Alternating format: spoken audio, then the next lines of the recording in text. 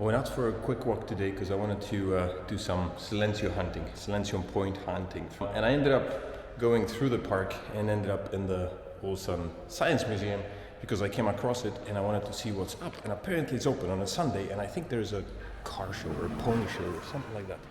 Not only like Pony the horse, but rather Pony the Hyundai car. So I'm gonna go in the car show and have a look. Check it out.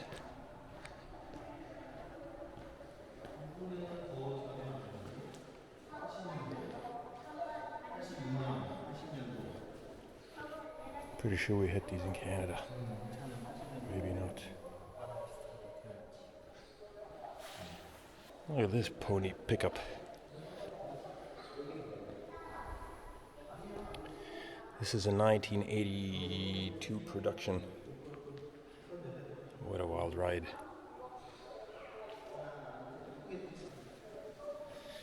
This is even earlier, 1980, if you can see.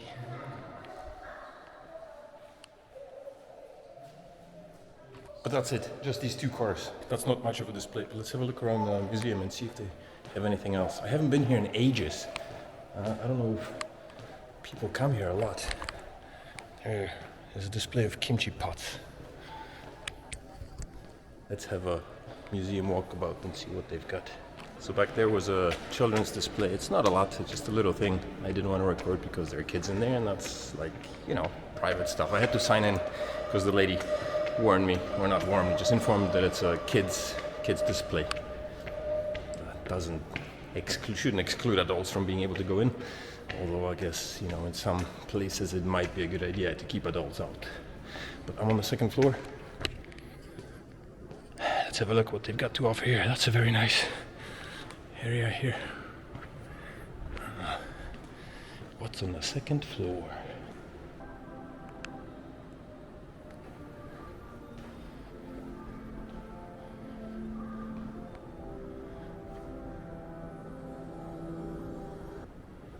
This place is completely deserted. There's nobody here. See what I mean?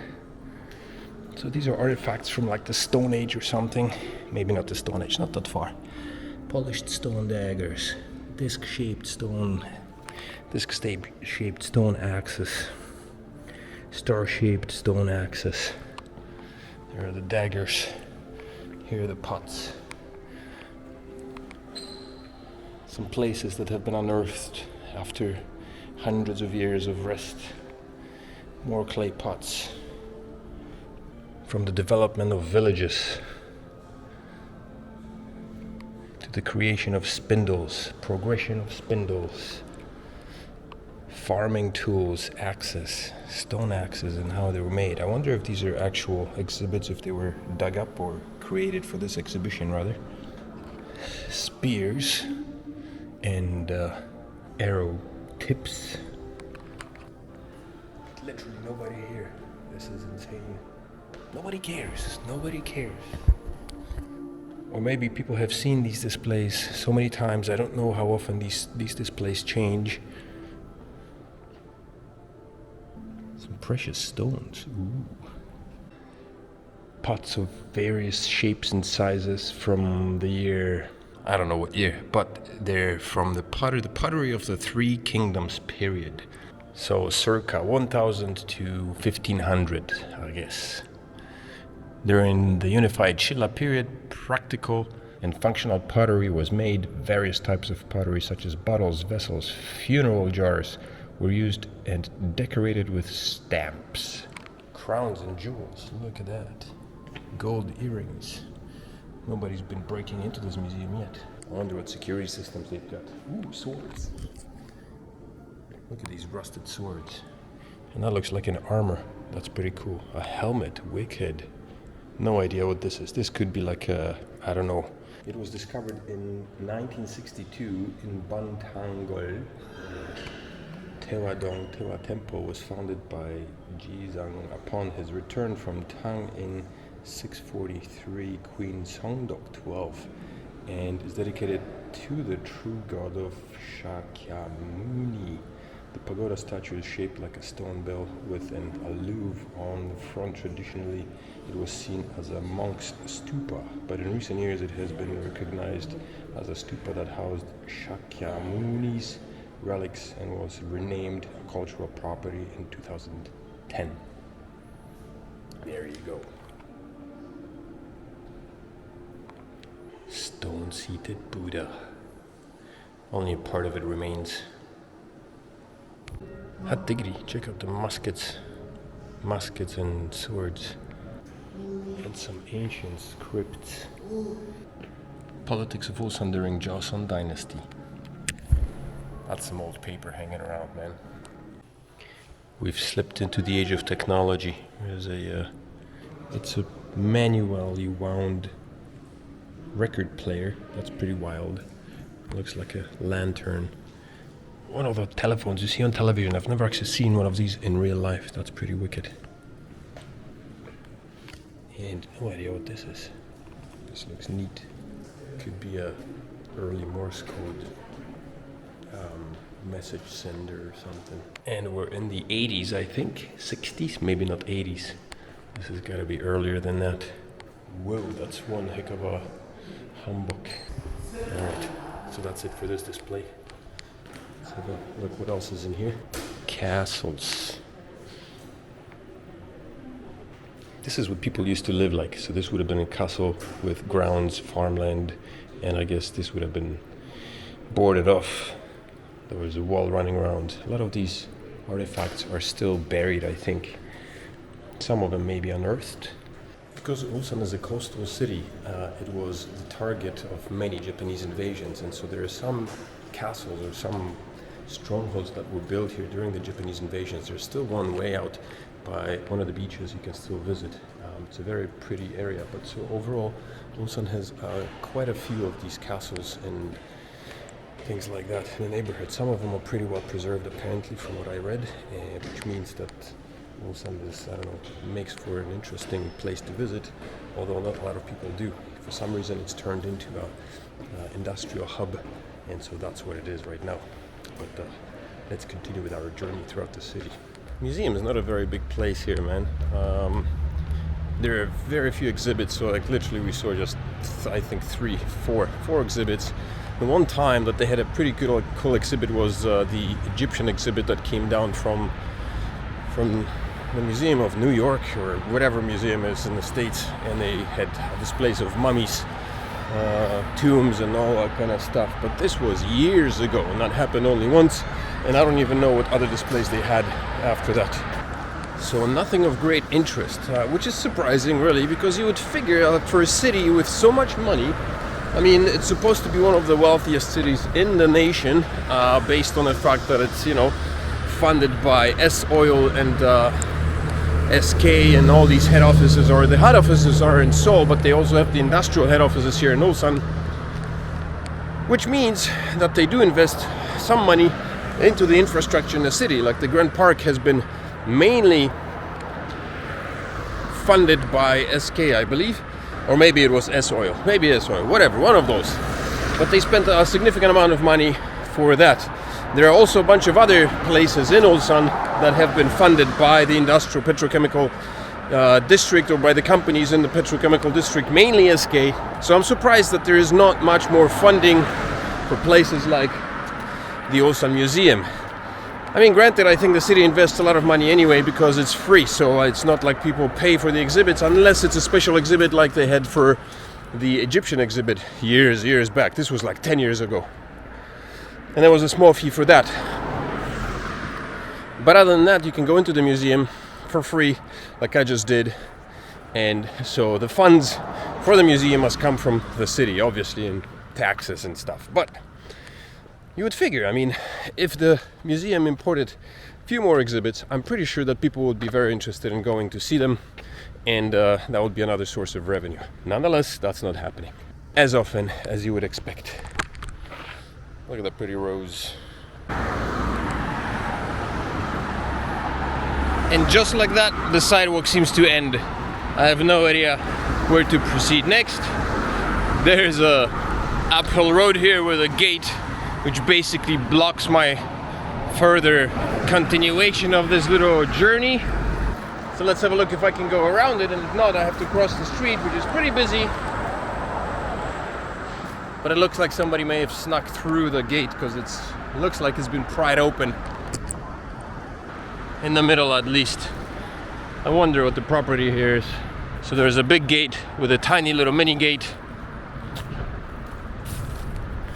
that seems to want to mitigate the trespassing. Let's see what this is. Translation. It says, warning, this is land and facilities owned by the Ministry of National Defense. And unauthorized encroachment used for profit for national property is prohibited. Okay.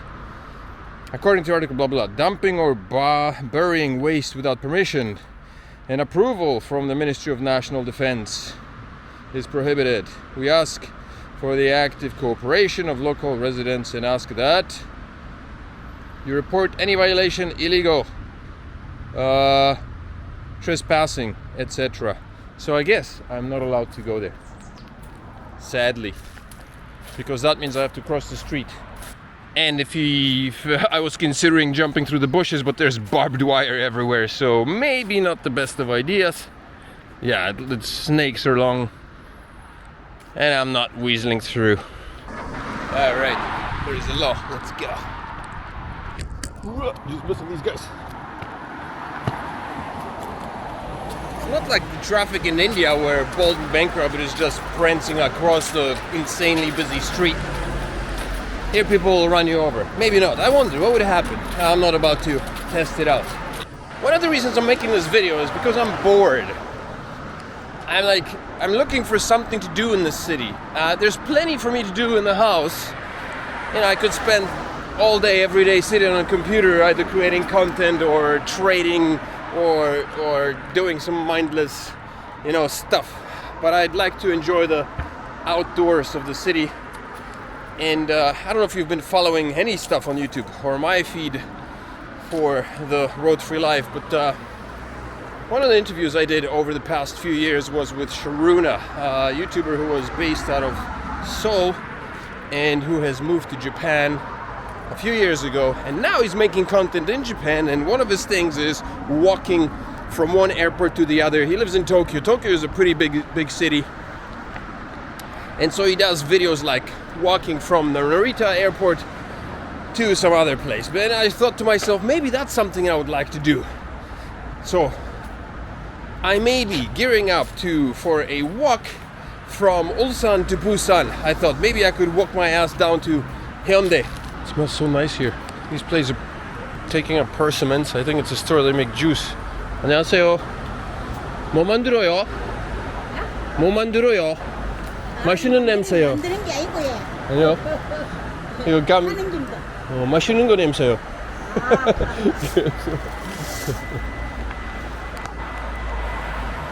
Actually, there's a bit of a smell of rotten persimmons, but I think they make those juices. Korea has this thing where they squeeze juice out of every possible fruit or vegetable. They throw in like garlic or onions and squeeze it out. I don't know, they boil it out and boil out the essential juices out of it, put them into tiny little packages, and then sell them as the ultimate health boosters. And deep within these bushes behind me, along this busy road, there's these dilapidated storefronts. I think these look like they were hot houses or flower merchants. Sugyong-kot Nongwan. So they were basically selling flowers and stuff, but now it's all barricaded up, although the flowers are still growing inside. So I'm not sure, maybe the store is just closed for the weekend, but it looks like it's definitely fallen apart. That's a cool rainwater collecting mechanism.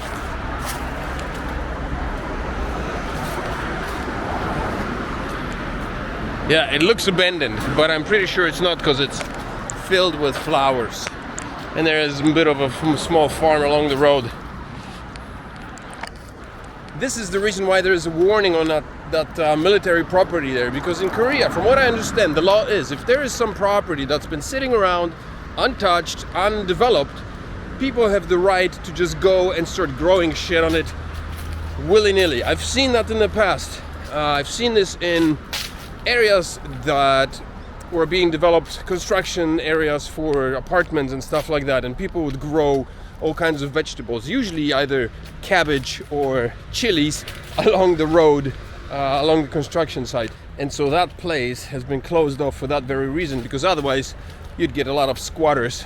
And they're farmland squatters, they're not people who like move in, but you know, usually farmers, they will move in, and if it's there for long enough, they will set up a little house, a little shack, and have a little farming arrangement there for years. So I guess that's the warning. So squatters, stay away. I've arrived in this area. Richard took me once on a date to a very nice coffee shop, and it's just over there. So I'm gonna run across the street. I did run across the other street, but I'm gonna head over there, plop myself, and it's coffee time, baby. They've got some pretty decent coffee. Look at that, car's coming. We're good. Oh, this sucker's turning right at me. Okay, we're good. Fun time. No sun though, but that place has pretty decent coffee, so let's have some coffee at that decent place. They look pretty busy. They have their own brewing setup here. They brew coffee in the back here. Look at that. I've ordered something that's called Crown Latte. It's just a sugar bomb with a shot of espresso and some nuts on top, I think, and some thick cream. So it's just, like I said, sugar bomb. It costs 7,000 won, which is not cheap, but it's damn good. I had it once before, and it certainly helps put on the calories, which may not be kind of self-deprecating, considering that I just spent like a good hour walking around burning it all off, and now I'm trying to put it back on with the coffee. I'm very tempted to get the cheesecake here because it's freaking delicious, but that ain't happening, man.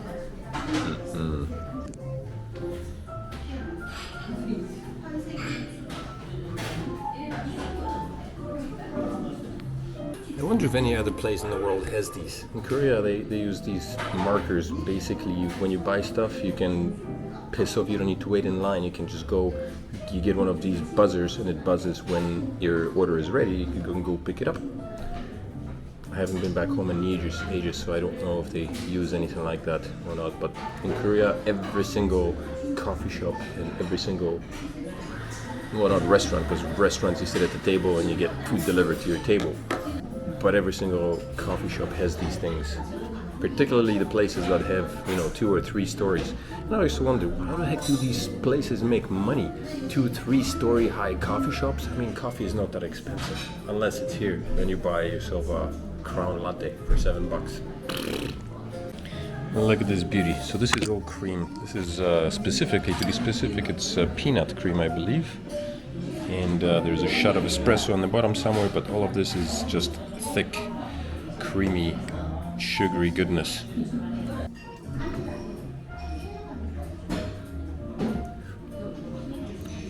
So the first sip you get is just a nice shot of thick, sugary peanut cream. It's really thick. That's why they give you a spoon.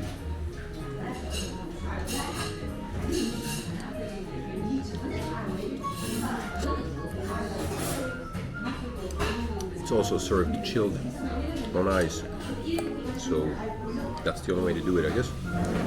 Otherwise the cream melts.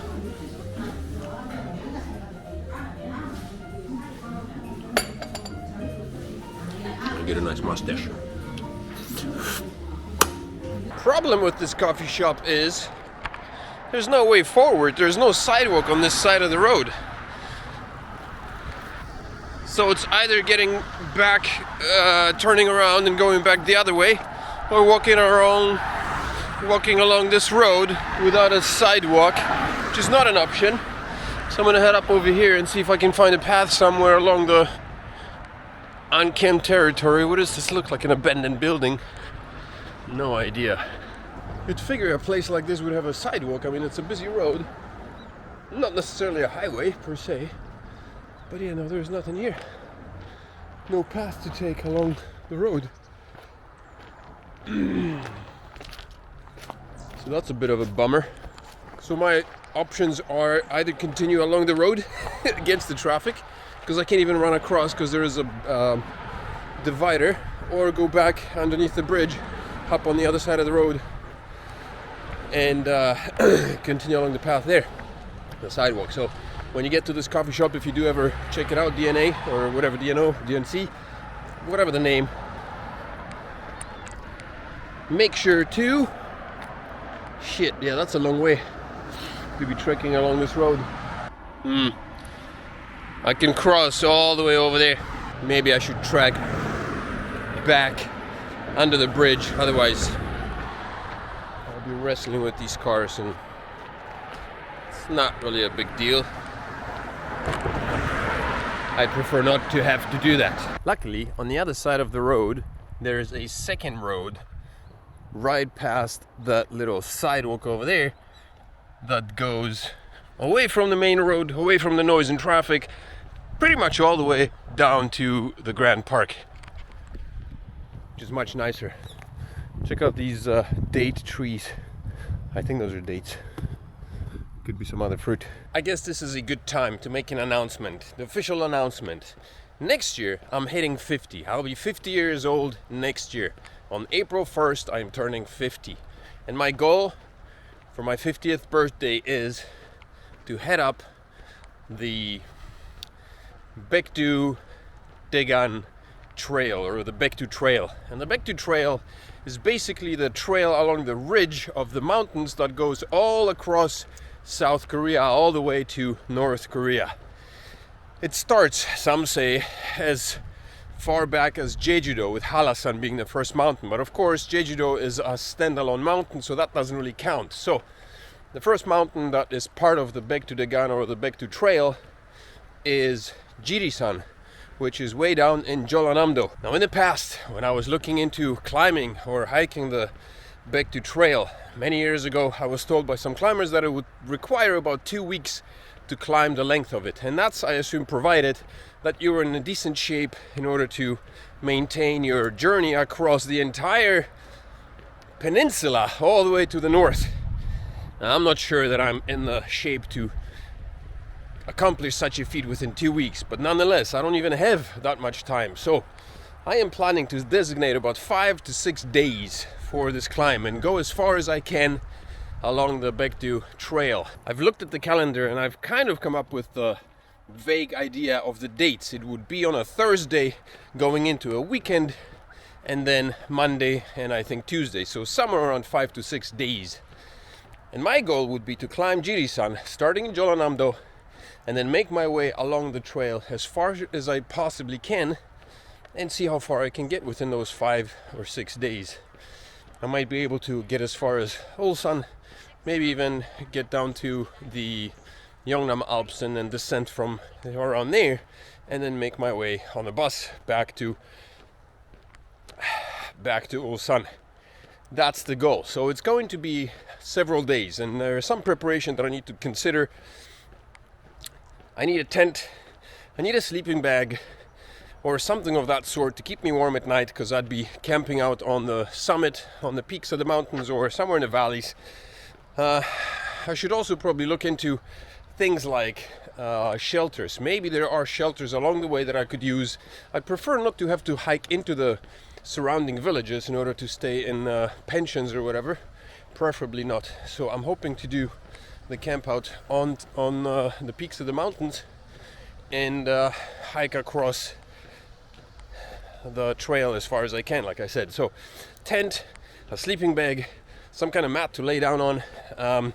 I will need some solar charging equipment so that I can stay abreast of recording.